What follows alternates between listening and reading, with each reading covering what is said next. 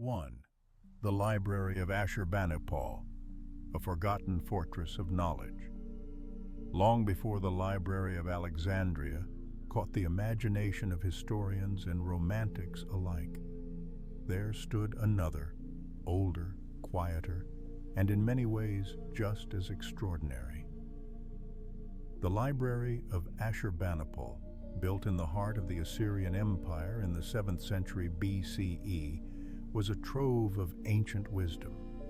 Housed in the city of Nineveh, this collection contained more than 30,000 clay tablets etched in cuneiform, spanning subjects from mathematics and medicine to astronomy and epic poetry.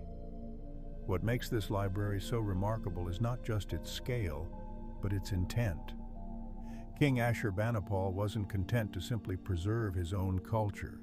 He sent emissaries across the known world to collect foreign works, recording conquered knowledge as a means of both legacy and power. Many of the myths and histories we know from Mesopotamia today, including parts of the Epic of Gilgamesh, were discovered buried in this ancient archive. Unlike later libraries, it didn't rely on fragile papyrus or parchment. The tablets, hardened by time and fire, lay quietly beneath layers of rubble for over 2 millennia, waiting for archaeologists to uncover the whispers of a civilization that once believed writing could capture the voice of the gods themselves. Imagine holding your entire written history, your laws, your poems, your medicine, in a lump of wet clay. This was the medium of the ancient Sumerians and Babylonians, who used a stylus made from reed to inscribe wedge-shaped symbols onto tablets. Cuneiform, as the script is now known, is among the earliest forms of writing. There's a subtle magic to this system, each impression pressed into soft clay with care, knowing it could last forever. Once dried or baked, these tablets were nearly indestructible. In fact, our understanding of Mesopotamian civilization is due in no small part to the durability of their medium.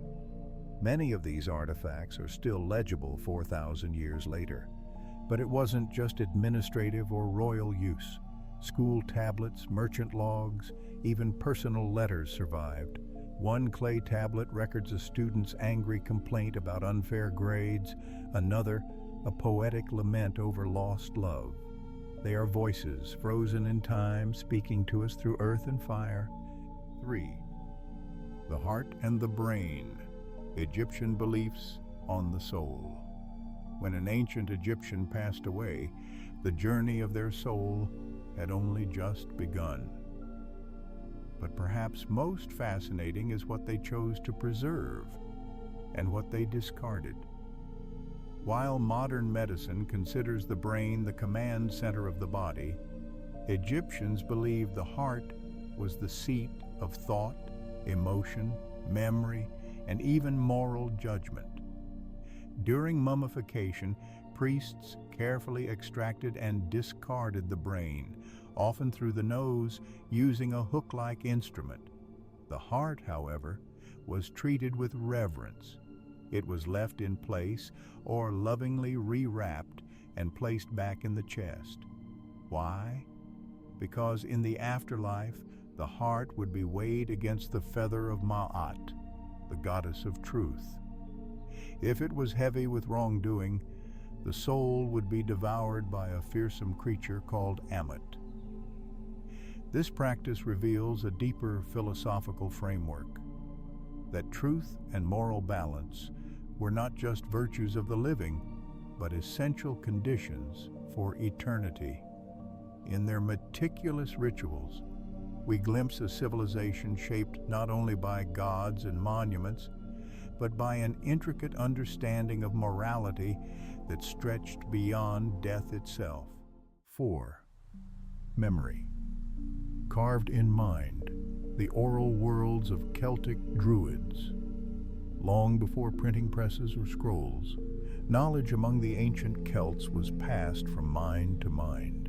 The Druids, respected spiritual leaders, philosophers, and lawmakers, held vast stores of oral knowledge. Some were said to study for over 20 years, memorizing epic tales, healing techniques, astronomical observations, and legal codes, all without writing anything down.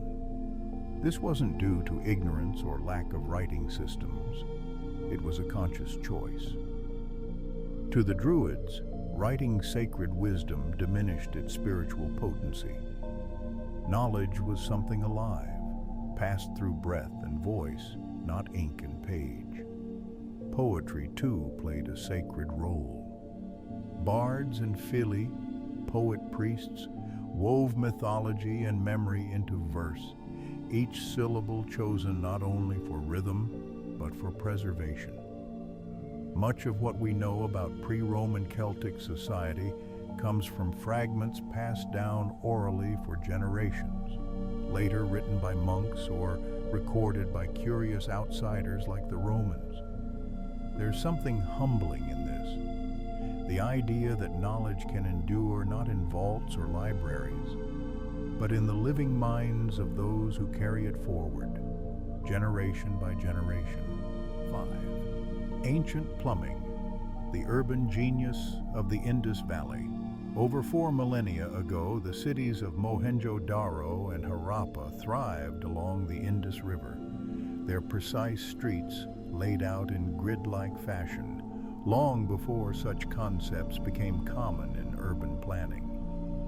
But even more astonishing than their layout was what ran beneath their feet.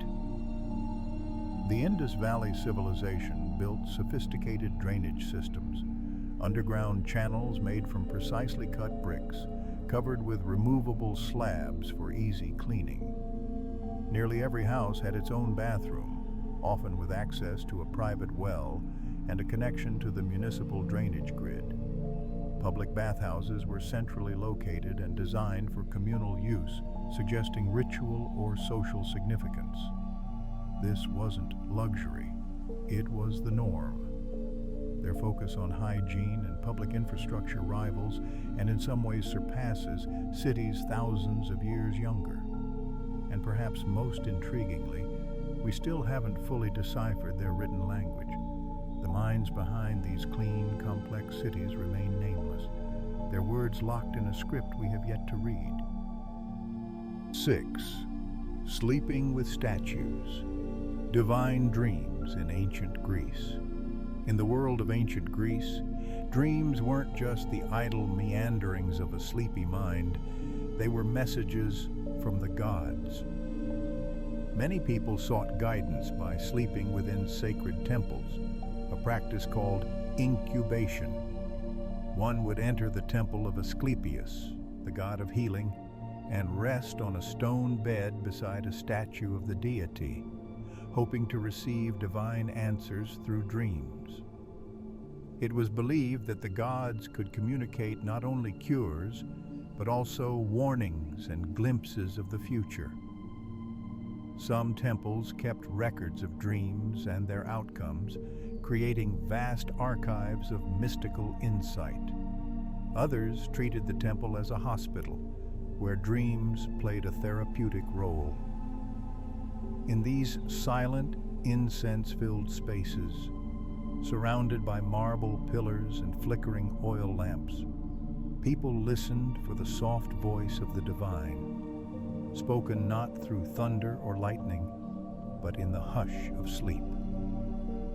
For ancient Greeks, the boundary between the seen and the unseen was thinnest when the mind was quiet, and the gods could whisper freely.